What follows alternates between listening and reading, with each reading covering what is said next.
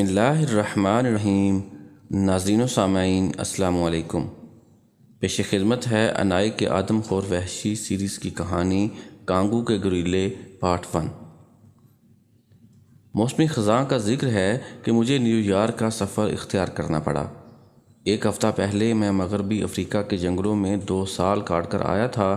میری بدقسمتی کہ ان دنوں میں نے جتنے جانور پکڑے ان میں آج چمپینزی بندر بھی شامل تھے، جن کے بارے میں نیو یارک کے چڑیا گھر والوں کو نہ جانے کس طرح پتہ لگ گیا، اور انہوں نے مجھ سے تار کے ذریعے درخواست کی کہ یہ سب کے سب بندر منہ مانگے داموں پر چڑیا گھر کے لیے فروخت کر دیے جائیں۔ ان میں سے 5 نر تھے اور 3 مادہ چمپینزی۔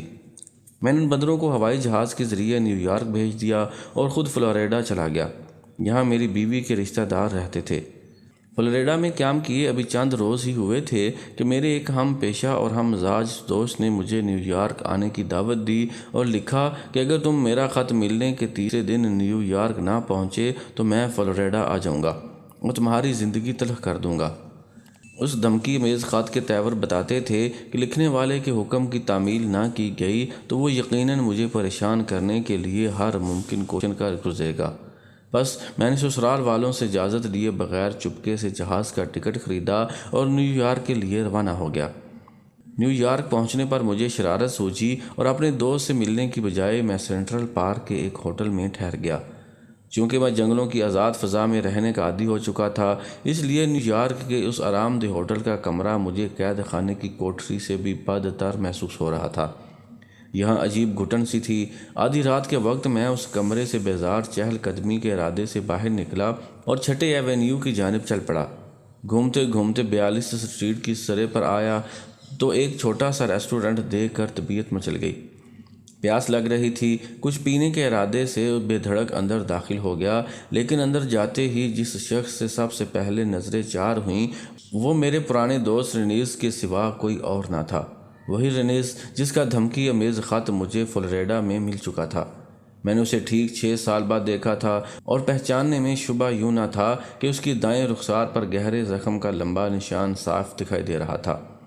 زخم کا یہ نشان ایک افریقی چیتے کے پنجے کا تھا جس کا تعاقب رینیز کو کر رہا تھا، اور میری اس کی پہلی ملاقات بھی اسی مہم کے سلسلے میں ہوئی تھی۔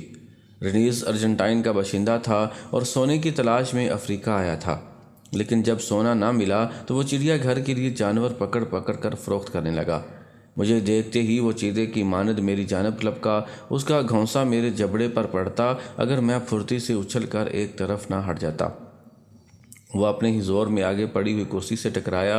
اتنی دیر میں اسے اپنی باہوں میں جکڑ چکا تھا۔ اس کے منہ سے مغلظات کی بارش ہونے لگی اور میں ہنستا رہا۔ 2 بے تکلف دوست عرصہ دراز کے بعد ملے تھے اور ایک دوسرے کو خوش آمدید کہنے کا بہترین طریقہ یہی دوستانہ گالیوں کا تبادلہ تھا۔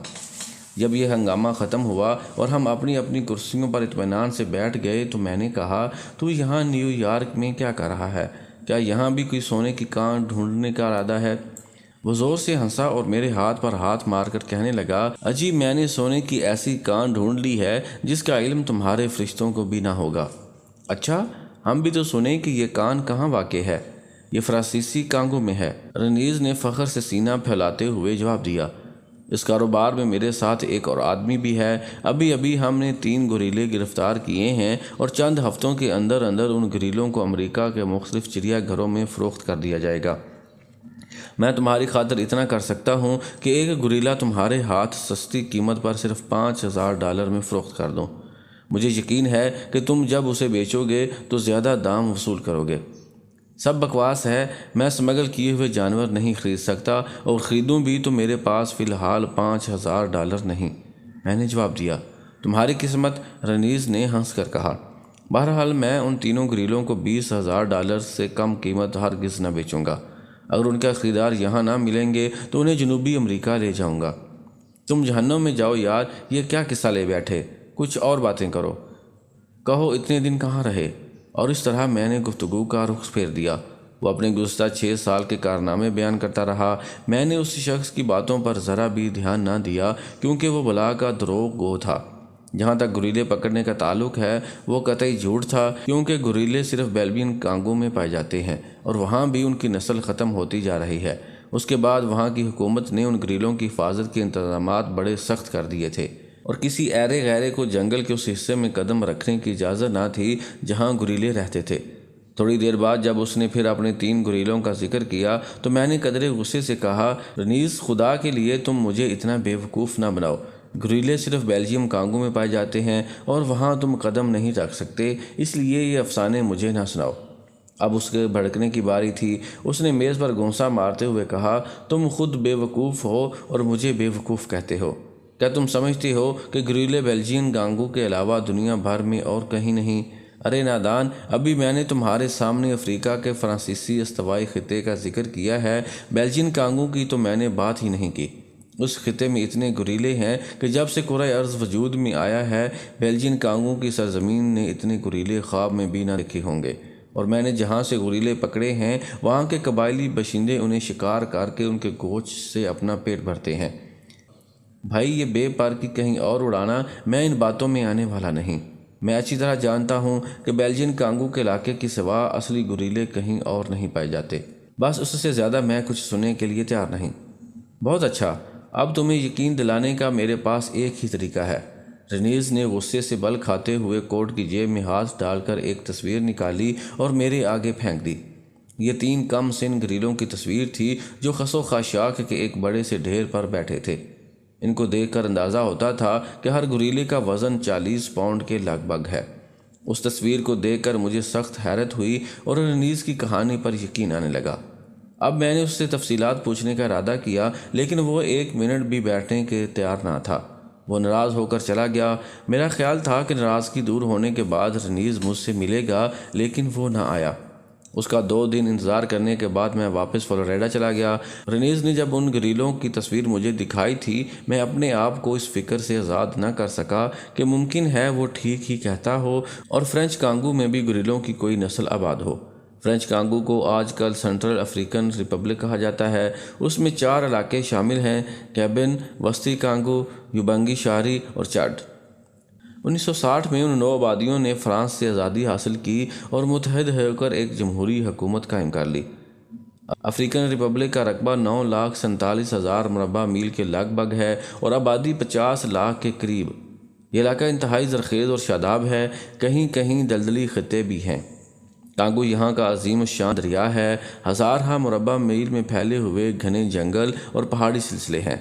ندیاں اور چھوٹے دریا بھی کثرت سے ہیں۔ شمال مشرقی حصے میں ایک بلند اور وسیع و عریض سلسلہ کوہ پھیلا ہوا ہے، جس میں ایک چوٹی ایمی کوسی 11,000 فٹ سے زائد اونچی ہے۔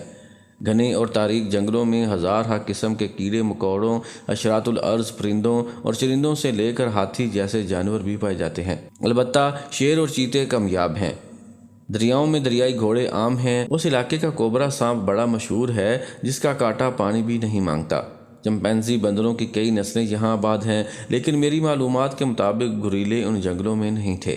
تاہم میں نے تحقیق کا فیصلہ کر لیا اور ایک لائبریری میں جا کر جب اس خطے کا مطالعہ کیا تو پتہ چلا کہ واقعی یہاں گریلوں کا کبھی وجود تھا۔ 1852 میں ایک فرانسیسی سیاح اور شکاری پال ڈیلی چیلیو نے گیبین کی سیاحت کے دوران میں اپنی ڈائری مرتب کی تھی، جس میں وہ لکھتا ہے کہ یہ پراسرار جنگل دنیا کا ایک بڑا عجوبہ ہے۔ یہاں ہزاروں نرالے جانوروں میں نے دیکھے، جن میں سے بہت سے جانوروں کے اسکیچ میں نے بنا لیے ہیں۔ دریاؤں میں چھوٹی بڑی مچھلیوں کی بے شمار قسمیں ہیں جن کو یورپ والوں نے کبھی دیکھا بھی نہ ہوگا۔ 18 فٹ لمبے مگر مچھ ہیں اور جنگلوں میں دوڑنے والے سرخ بھینسے تو شاید ساری دنیا میں کہیں نہیں پائے جاتے۔ یہاں میں نے جنگل میں سے گزرتے ہوئے چند گریلے بھی دیکھے ہیں جن کے جسموں پر لمبے لمبے سیاہ بال تھے۔ ان کے بازو بہت لمبے ہیں اور شکلیں انسان سے حیرت انگیز طور پر مشابہت رکھتی ہیں۔ یہ شہادت ایسی ٹھوس اور واضح تھی کہ مجھے اپنے اوپر شرم آنے لگی اور میں نے رمبیز کو جھٹلانے کی جو حماقت کی تھی اس پر سخت افسوس ہوا۔ اگرچہ فرانسیسی سیاح نے گیبن کے جنگلوں میں 100 سال پہلے گریلوں کو دیکھا تھا اور عین ممکن ہے کہ اب وہاں ان کا وجود نہ ہو، تاہم مجھے رمبیز کو جھٹلانا نہیں چاہیے تھا۔ اب اتفاق دیکھیے کہ ایک روز میں اپنے والد مرحوم کی لائبریری میں چلا گیا۔ وہاں دوسری کتابوں کے درمیان رکھی ہوئی پال ڈیلی چیلیو کی کتاب بھی مجھے نظر آئی، جسے میں بچپن میں بڑے شوق سے پڑھا کرتا تھا۔ کیونکہ اس میں دلچسپ واقعات کے ساتھ ساتھ تصویریں بھی تھیں، اور مجھے خوب یاد ہے کہ اس کتاب میں گریلوں کی تصویریں خاص طور پر میں بڑے شوق سے دیکھا کرتا تھا۔ سب سے پہلے مجھے اسی کتاب نے بتایا تھا کہ دنیا میں انسانوں سے ملتی جلتی ایک مخلوق بستی ہے جو ابھی اپنی ابتدائی دور میں ہے۔ بعد میں جب میں نے انسان کی نشو و نما اور ارتقاء کے مختلف نظریات سے آگاہی حاصل کی تو گریلوں سے میری بڑی دلچسپی بڑھتی چلی گئی، اور پھر قسمت نے مجھے ایسے میدان میں ہمیشہ کے لیے لا کھڑا کیا جہاں مشقت اور جان جوکھوں کا کام کیے بغیر روزی ملنی محال تھی۔ میرا مطلب افریقہ اور امریکہ کے جنگلوں میں جا کر فلم سازی سے ہے، جو اب میرا پیشہ بن چکا ہے، اور یہ کہنا مبالغہ نہ ہوگا کہ اس فن میں میرے حریف بہت ہی کم ہیں۔ رمیز نے مجھے جو خط لکھا تھا اس میں اس کا پتہ بھی درج تھا۔ بعد میں جب میں نے خط تلاش کیا تو مجھے نہیں ملا۔ اب میں نے رمیز سے ملنے کے لیے بے چین تھا اور بار بار افسوس کرتا کہ میں نے اسے ناحق ناراض کیا۔ نیو یارک جیسے شہر غدار میں اس کا سراغ پانا آسان کام نہ تھا، تاہم مجھے امید تھی کہ ایک روز اس کی خفگی دور ہو جائے گی اور وہ مجھے دوبارہ خط لکھے گا۔ اس دوران میں مجھے خود فرینچ کانگو کے بارے میں تازہ معلومات حاصل کرنا چاہیے۔ چند ہفتوں کی خط و کتابت اور ادھر ادھر سے پوچھ گچھ کے بعد مجھے اتنا پتہ چل گیا کہ بیلچن کانگو کے دارالحکومت برازویل سے شمال کی جانب تقریباً 300 میل کے فاصلے پر ایک خطہ ایسا ہے جہاں گریلے پائے جانے کا امکان ہے۔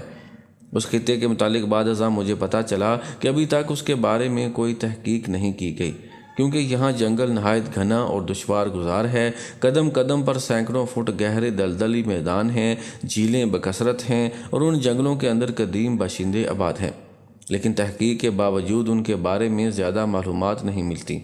میں نے نقشے پر اس خطے کو تلاش کیا تو وہاں بھی اتنی جگہ خالی تھی، تاہم اتنی تحقیق کا نتیجہ یہ نکلا کہ میں کسی حد تک رمبیز کی بیان کردہ کہانی پر ایمان لے آیا۔ اس سے پیشتر میں نے فلوریڈا میں چمپینزی بندروں کی ایک پرورش گاہ قائم کی تھی۔ چمپینزی بندروں کی کئی نسلیں میں مشرقی اور مغربی افریقہ کے جنگلوں سے لایا تھا، اور انہوں نے حیرت انگیز طور پر مجھے مالی فائدہ پہنچایا۔ اب میں سوچنے لگا کہ کیوں نہ گریلوں کی بھی ایک پرورش گاہ بنا لی جائے۔ بیلجین کانگو کی حکومت نے اپنے علاقے میں سے گریلے مارنے اور لے جانے والے کے لیے 10 سال قید با مشقت کی سزا مقرر کر رکھی تھی، اس لیے وہاں سے تو گریلے لانے کا سوال ہی پیدا نہیں ہوتا تھا۔ البتہ فرینچ کانگو کے اس گمنام اور پراسرار خطے سے اگر رمبیز جیسا شخص گریلے پکڑ کر لا سکتا ہے اور بقول اس کے وہاں کے باشندے انہیں شکار کر کے گوشت پر گزارا کر سکتے ہیں تو پھر میرے لیے یہ کام کرنا کچھ زیادہ مشکل نہیں تھا۔ چنانچہ اسی دن سے میرے سر پر اس پراسرار معمے کو حل کرنے کی دھن سوار ہو گئی اور میں برازیل جانے کی تدبیریں سوچنے لگا۔ مجھے یقین تھا کہ اگر وہاں سے میں چند نر اور مادہ گریلے فلوریڈا لانے میں کامیاب ہو گیا تو پھر وارے نیارے ہو جائیں گے۔ آپ کو یاد ہوگا کہ یہ زمانہ دوسری جنگ عظیم کے شباب کا تھا۔ ہٹلر کی فوجیں آندھی کی طرح جرمنی سے اٹھیں اور انہوں نے تمام یورپ کو اپنی لپیٹ میں لے لیا تھا۔ افریقہ بھی اس کی استبدادی کارروائیوں سے محفوظ نہ تھا، اور ایسا معلوم ہوتا تھا کہ ہٹلر پورے افریقہ پر قبضہ کرنے کا منصوبہ پایہ تکمیل کو پہنچانا چاہتا ہے۔ آنے جانے کے تمام راستے مسدود ہو چکے تھے۔ سمندروں میں اتحادیوں اور نازیوں کے درمیان ہولناک جنگ برپا تھی۔ میں نے فیصلہ کر لیا کہ خواہ کچھ ہو مجھے برازیل پہنچنا چاہیے۔ فلوریڈا کے سرکاری حلقوں میں بھی یہ خبر مشہور ہو گئی کہ میں فرینچ کانگو کے علاقے سے گریلے لا کر ان کی پرورش گاہ قائم کرنا چاہتا ہوں۔ چنانچہ کئی ماہرین علم حیوانات اور دوسرے سائنسدانوں نے اس تجویز کو پسند کیا کہ وہ اس معاملے میں میری ہر ممکن مدد کریں گے، لیکن بدقسمتی سے ان دنوں حالات اتنی جلد ابتر ہو گئے کہ مجھے برازیل جانے کا موقع نہ مل سکا۔ 1.5 سال کا یہ وقفہ مجھ پر عذاب کی مانند گزرا، اور اگر لندن میں مقیم امریکن سفیر جس سے میرے دوستانہ تعلقات تھے میری مدد نہ کرتا تو شاید میں قیامت تک فرینچ کانگو پہنچنے میں کامیاب نہ ہوتا۔ فروری میں جب میں بحر اوقیانوس کو عبور کرنے کی غرض سے ناروے کے ایک جہاز پر سوار ہو رہا تھا تو امریکہ کے صدر روزویلٹ کا ایک سفارتی خط بھی فرینچ کانگو کی گورنمنٹ کے نام میری جیب میں موجود تھا۔ ہمارے پاس سامان کی مقدار بہت کم تھی۔ 2 ہلکے پھلکے بستر، کپڑے اور پڑھنے کے لیے کچھ کتابیں، کیمرہ اور اسی طرح کا دوسرا سامان ان کے علاوہ تھا۔ اگرچہ میرا پروگرام اس مرتبہ فلم سازی کا نہ تھا، تاہم بنظر احتیاط میں نے کیمرہ لے جانا بھی مناسب سمجھا۔ 16 ملی میٹر کا کیمرہ اور 20,000 فٹ لمبی رنگین فلم، بس یہ 2 چیزیں اور میرے پاس تھیں، جن کا وزن 45 پاؤنڈ سے زیادہ نہ تھا۔ بحر اوقیانوس کا یہ ہولناک سفر بھی ہمیشہ یاد رہے گا۔ جہاز اگرچہ ناروے کا تھا جو لڑائی میں شریک نہ تھا، تاہم نازی آبدوز کشتیوں سے کچھ بعید نہ تھا کہ وہ اس غیر جانبدار جہاز کو بھی معمولی سے شبے پر نشانہ بنا دیتی۔ جہاز سیر 11 کے راستے فرینچ کانگو جا رہا تھا۔ اس کے تمام مسافر دہشت زدہ تھے۔ ہر شخص دوسرے کو جاسوس سمجھ کر خائف تھا اور آپس میں بات چیت سے کتراتا تھا۔ سبھی کی نظریں مجھ پر تھیں کیونکہ میرے سامان میں کیمرہ اور اسی طرح کی دوسری چیزیں شامل تھیں۔ جہاز پر رات کے وقت بالکل اندھیرا رہتا، عرصے پر سگریٹ پینے کی بھی سختی سے ممانعت تھی۔ ذرا ذرا سے وقفے پر اس کے اوپر لگے ہوئے سائرن بھیانک آواز میں چلانے لگتے اور ہمارے کلیجے حلق کو آ جاتے۔ یہ سائرن اس خطرے کا اعلان تھے کہ کوئی نازی آبدوز سمندر میں دیکھی گئی ہے۔ خدا خدا کر کے یہ اذیت ناک سفر ختم یوں ہوا کہ ہم میاں بیوی فری ٹاؤن کی بندرگاہ پر اتر گئے، ورنہ جہاز تو سیدھا سیر 11 جا رہا تھا۔ یہاں صدر روزویلٹ کا سفارشی خط بڑا کام آیا اور ہمیں ایک امریکن سروس ہوائی جہاز میں برازیل تک جانے کی اجازت مل گئی۔ فروری کے آخری ہفتے میں برازیل پہنچ گیا۔ میرا خیال تھا کہ چند دن آرام کرنے کے بعد اپنی مہم کا آغاز کروں گا، لیکن یہاں آ کر مجھے پریشانیوں اور تکلیفوں کے سابقہ پڑا، ان سے میں پہلے کبھی آشنا نہ ہوا تھا۔ برازیل کے فرانسیسی حکام اپنی مرکزی حکومت سے کٹ چکے تھے اور درمیان میں نازی حائل ہو رہے تھے۔ برازیل کے اندر ایک ہنگامہ برپا تھا اور صورتحال فرانسیسی حکام کے قابو سے باہر ہو گئی تھی۔ جاسوسی سازش اور قتل کی وارداتیں عام تھیں۔ نازیوں نے جا بجا اپنے خفیہ اڈے قائم کر لیے تھے اور وہ ہر شخص کو مار ڈالتے جو ان کی سرگرمیوں پر نگاہ رکھنا چاہتا یا جس کے بارے میں نازیوں کو ذرا بھی شبہ ہوتا کہ یہ اتحادیوں کا آدمی ہے۔ وہ اس کے پیچھے لگ جاتے۔ برازیل سے باہر جانے کے لیے بھی فرانسیسی گورنر سے پاسپورٹ لینا ضروری تھا۔ چنانچہ جب میں نے اس کے پاس اس مضمون کی درخواست بھیجی کہ میں کیریبین کے جنگلوں سے چند گوریلے پکڑنا چاہتا ہوں تو اس نے فوراً مجھے اپنے دفتر میں بلایا۔ اس کا خیال تھا کہ شاید کوئی خبطی یا دیوانہ شخص ہے کہ جنگ کے اس نازک دور میں صرف گوریلے پکڑنے کے لیے بحر اوقیانوس عبور کر کے برازیل آیا ہے۔ جب میں نے اپنا تعارف کرایا اور صدر روزویلٹ کا خط دیا تو حیرت زدہ ہونے کے ساتھ ساتھ اسے میرے حالات سننے کا اشتیاق بھی پیدا ہوا، اور جلد ہی ہم بے تکلف دوستوں کی طرح باتیں کر رہے تھے۔ اس نے مجھے ہر ممکن مدد کا یقین دلایا اور برازیل کے بینک سے مجھے حسب ضرورت رقم لینے کا حکم نامہ بھی لکھ دیا۔ چند روز بعد مجھے شمال کی جانب سفر کرنے کا پاسپورٹ دے دیا گیا اور میں نے کیریبین کے جنگلوں کو جانے کی تیاریاں شروع کر دیں۔ کچھ اندازہ نہ تھا کہ وہاں کتنے دن لگیں گے، اس لیے کھانے پینے کی اشیاء وافر مقدار میں خریدنا لازمی امر تھا۔ میرے پاس روپے کی کمی نہ تھی، لیکن جنگ کے باعث برازیل کے بازاروں میں ہر شے انکا تھی۔ البتہ دگنی تگنی قیمت پر بلیک مارکیٹ میں ہر شے خریدی جا سکتی تھی۔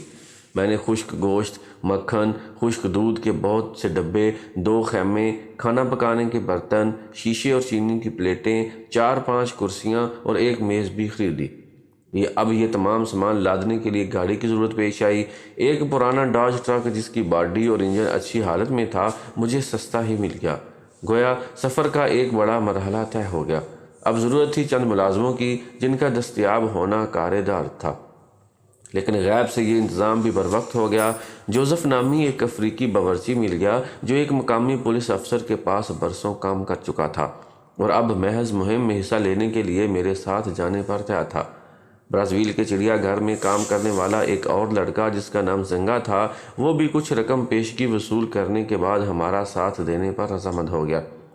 زنگا نے بلا شبہ سفر میں ہماری بڑی مدد کی۔ اس کی ایک وجہ یہ تھی کہ یہ چڑیا گھر میں وہ چمپینزی بندروں اور گریلوں ہی کی دیکھ بھال کرتا تھا اور ان جانوروں کی عادتوں اور خصلتوں سے بخوبی واقف تھا۔ ایک خوشگوار اور چمکیلی صبح کو ہمارا مختصر سا قافلہ گریٹ نارتھ روڈ پر روانہ ہو گیا۔ میری بیوی اس روز بہت خوش تھی اور ٹرک چلانے کی ذمہ داری بھی اس نے اپنے سر لی تھی۔ اگر آپ کو کبھی کسی ایسی مہم پر جانے کا اتفاق ہوا ہے تو آپ اس اضطراب امیز مسرت کا اندازہ کر سکتے ہیں جو ہم پر طاری تھی۔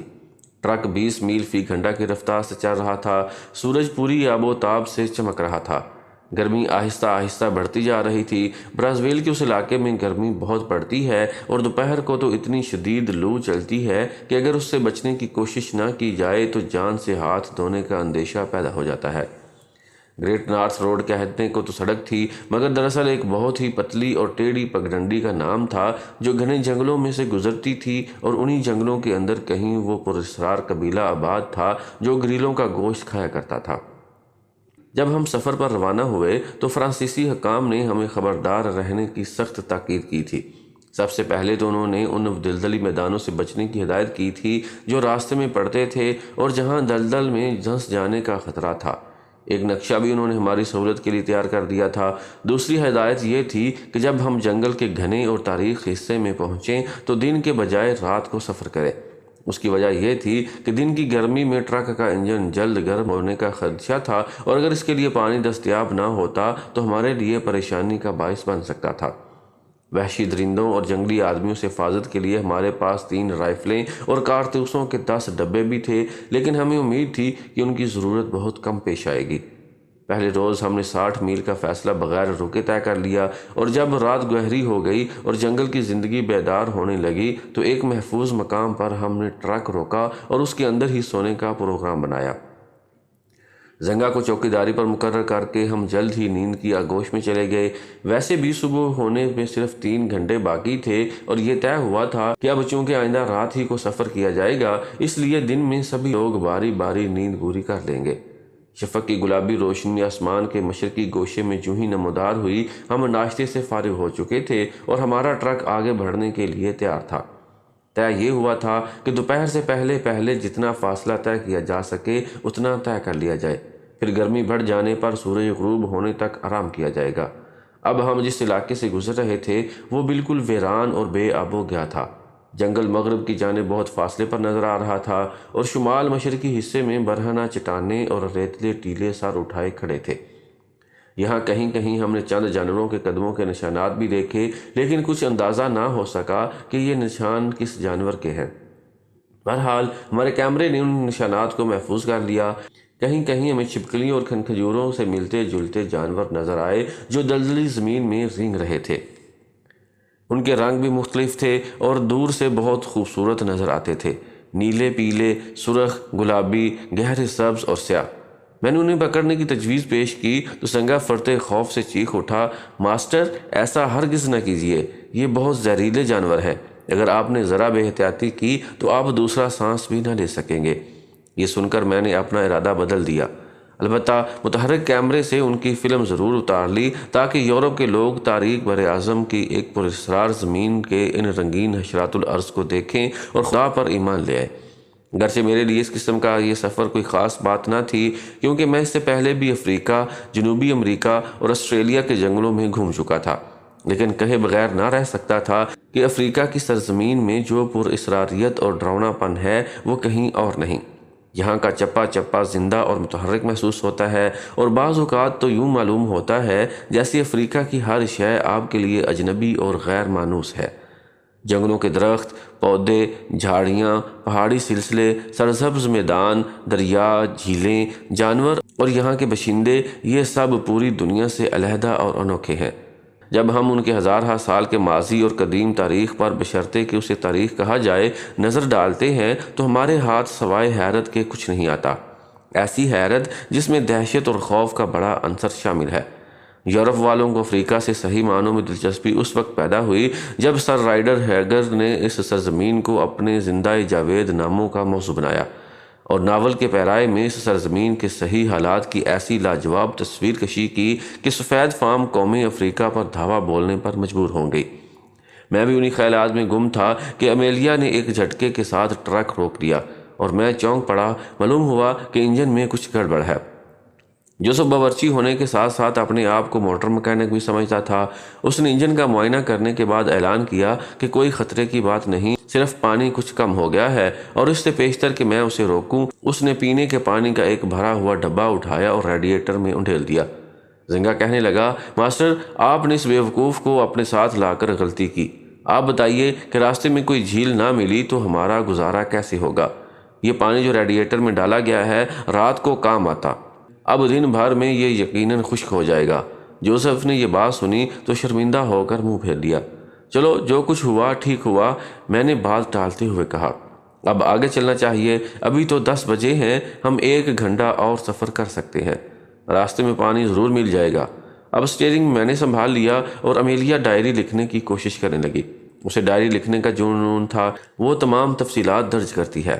پہلے مجھے اس کام سے بڑھ چڑھ تھی، بھلا یہ کیا لکھنے کی ضرورت ہے کہ ہم نے اتنے بجے کھانا کھایا، اتنے بجے آرام کیا اور اتنے بجے سفر شروع کیا۔ بس ضروری معلومات درج کرنا کافی ہوتا ہے، اور میرا ہمیشہ اس سے اس بات پر جھگڑا ہوتا تھا کہ وہ بیکار کاموں میں وقت ضائع کرتی ہے۔ لیکن جب یہ سفر ختم ہوا اور مجھے کتاب لکھنے پر مجبور ہونا پڑا تو سچ پوچھئے امیلیہ کی مرتب شدہ یادداشتیں بہت کام آئیں، اور احساس ہوا کہ اس قسم کی مہموں کا ہر لمحہ ریکارڈ میں آنا لازمی ہے۔